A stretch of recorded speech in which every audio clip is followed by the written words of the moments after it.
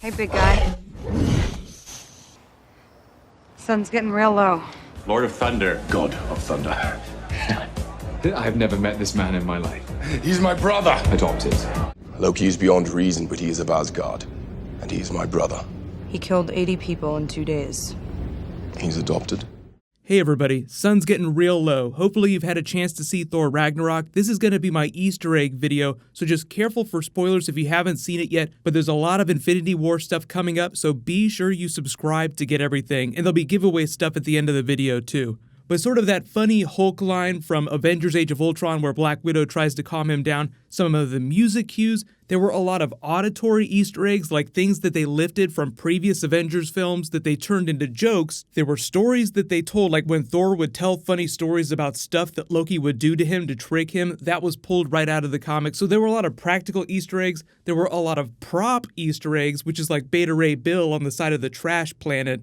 So this isn't necessarily in order of appearance, but I'll start with the Beta Ray Bill one. So obviously on Sakaar, which is a big reference for the Planet Hulk storyline, pretty much that whole part of the movie is taken from Planet Hulk with a lot of Jack Kirby mixed in along with Flash Gordon. So the deal with Beta Ray Bill, Kevin Feige explained that they actually had a version of him in the film. The character was actually in the film at a certain point, but it was such a small amount of him that they felt like people would complain just as much as they're complaining now because he's not in the film. So standard operating procedure for them is that if they can't do like a really awesome version of it, then they'll just save it for a future movie. So that does mean that they will do Beta Ray Bill eventually. They just didn't say which film he'll appear in. Probably one of the space-based films. But the other person here with the two faces is Beast. That's a Hulk villain. You also probably recognize Ares, God of War. And I know there's a lot of confusion because he's also a DC character, but technically you can't copyright characters that are taken from other people's mythologies. So there's a version of Ares that existed somewhere in the Marvel universe now because he's on the side of the Trash Palace, and there's one in the DC universe too. But the whole idea with the faces on the palace is that they are the former winners of the Contest of Champions. So like Hulk is the current winner. In the Contest of Champions is actually an Easter egg for the mobile free-to-play game that Marvel has. Like you can actually play a video game called The Contest of Champions. But we meet Valkyrie. She's called Scrapper 142. That's a reference to the Incredible Hulk number 142, which featured an appearance of one of the versions of Valkyrie. So obviously Tessa Thompson doesn't look like Brunhilde Valkyrie from the comics, but in the flashback scene where you learn why it was she abandoned Asgard, she gets saved from Hela's attack by a blonde Valkyrie who eats her sword.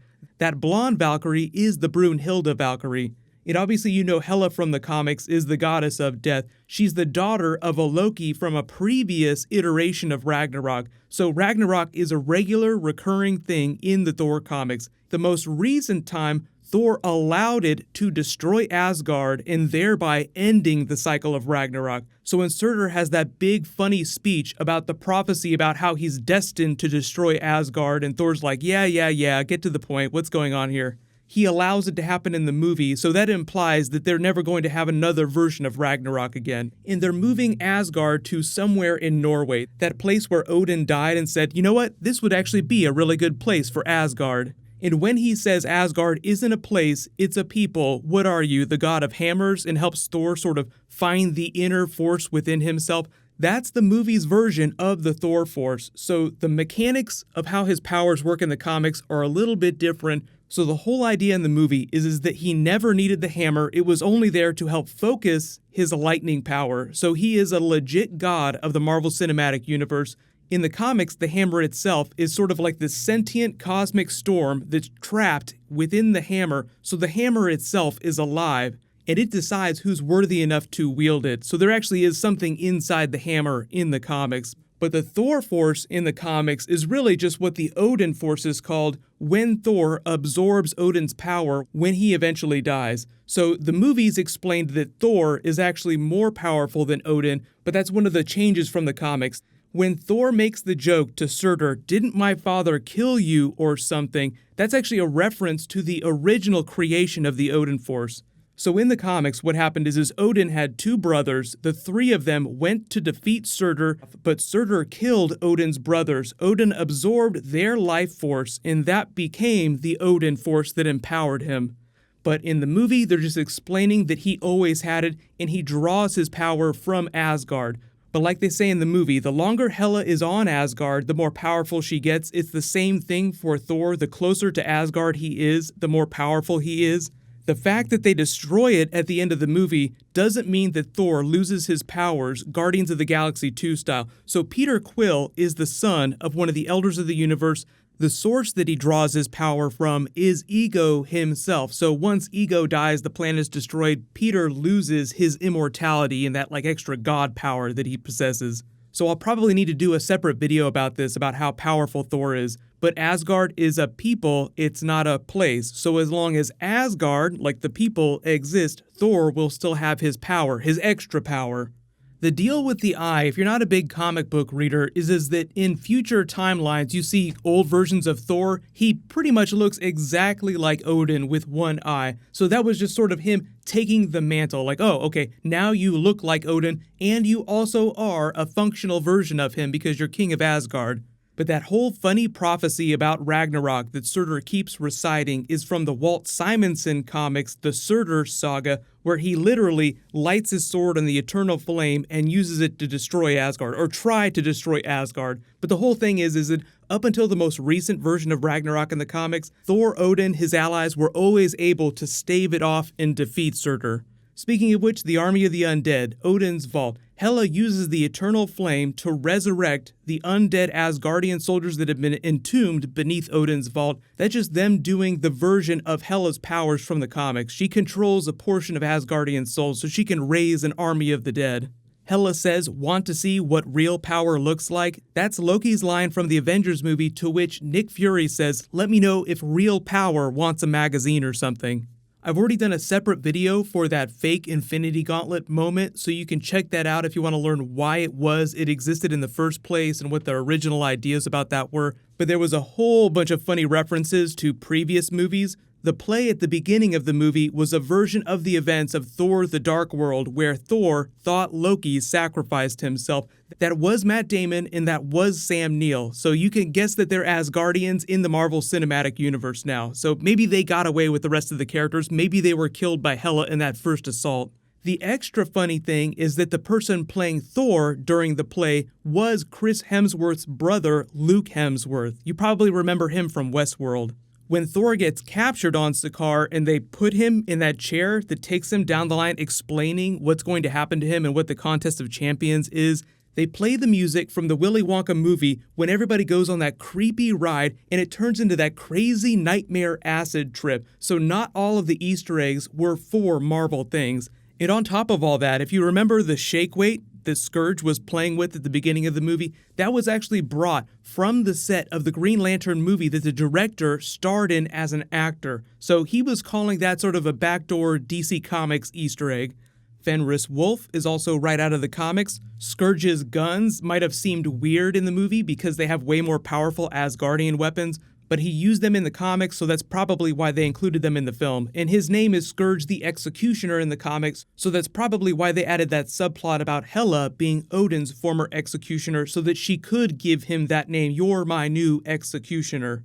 I think almost everybody in my theater understood the Black Widow music and the line, "Hey big guy, sun's getting real low." He's wearing Tony Stark's clothes. Point Break was what Tony Stark called him during the Avengers movie. That's why he's like, "Damn it, Stark." And then when the Grand Master asks Loki if he knows who Thor is, he says, "Yes, he's my brother. He's adopted." That was what Thor said during the Avengers movie when the other Avengers were complaining about him. The Grand Master's ship that they steal is actually patterned to look like the Maori flag. So if you're from New Zealand, you probably recognize that. That was a bit of a deep cut. But obviously you remember Korg. He debuted during the Journey into Mystery comics. He's been a big comic book character for a while. The characters Korg and Meek were also part of Hulk's Warbound during the Planet Hulk storyline. When Hela and Thor are going at it in the throne room, he says, "My father told me once that a good king never seeks out war, but he's always prepared for it." That was a line of dialogue from the first Thor film, and then they used the same music cue from the beginning of the first Thor film when Thor's walking into the throne room. He's supposed to become king. Odin's getting ready to pass it to him. The same music cue plays when Thor's walking to the front of the ship at the end of the movie and sort of officially assumes the mantle of king of New Asgard. The story that Thor tells about Loki turning him into a frog isn't exactly like it happens in the comics. There is a frog Thor, but it's actually a separate character who's an intelligent frog that Thor finds. He eventually becomes a hero and wields a version of Mjolnir himself too. The story about Loki turning himself into a snake is actually about the Midgard serpent, which is also a slightly different character, but it's just sort of a funny way of telling that story. The club that he wields inside the Contest of Champions looks exactly like Hercules' club from the comics. A lot of people are taking this to mean that they will do the character eventually, but I think it's just sort of a funny wink at the idea of Thor and Hercules being fairly similar characters, although technically Hercules is more of a demigod, but he is one of the Avengers in the comics right now. Everybody in my theater went crazy for the Stan Lee cameo. He was the guy that gave Thor the haircut. When he screams, "The Wrath of Mighty Thor," Mighty Thor is just one of the different runs of the Thor comics. Probably one of the coolest Easter eggs was when Thor disguised the hammer as the umbrella. That was a reference to the Donald Blake era when he was banished to Earth. He had to walk around in that other human persona and didn't know who he was. When he wanted to summon the power of Thor, he would stomp the stick on the ground and transform himself, and the hammer would transform as well. Most of all the stuff on Sakaar was taken from Jack Kirby drawn designs. All of the Grandmaster's soldiers were made to look like the Celestials, which are Jack Kirby characters. There's even a pattern here taken from a Fantastic Four Jack Kirby comic. I think they were able to sneak that in because they weren't literally doing Fantastic Four stuff, and most people probably won't notice it. But let me know in the comments if you spotted any other Easter eggs that I didn't mention in the video. What'll happen is I'll do another video for Infinity War, Thor, Relative Power, the new weapon that he's going to wield during Infinity War, because his hammer is still destroyed at the end of the movie. So there's a new round of that ticket giveaway. All you have to do to enter is be a subscriber and leave a comment on this video. I'll announce a new winner when I post that next Marvel video. You can click here for my Infinity War promo for all of the Infinity Gems as of the end of Ragnarok, and you can click here for my post-credits scene video. Thank you so much for watching. Everybody stay awesome. I'll see you guys tonight.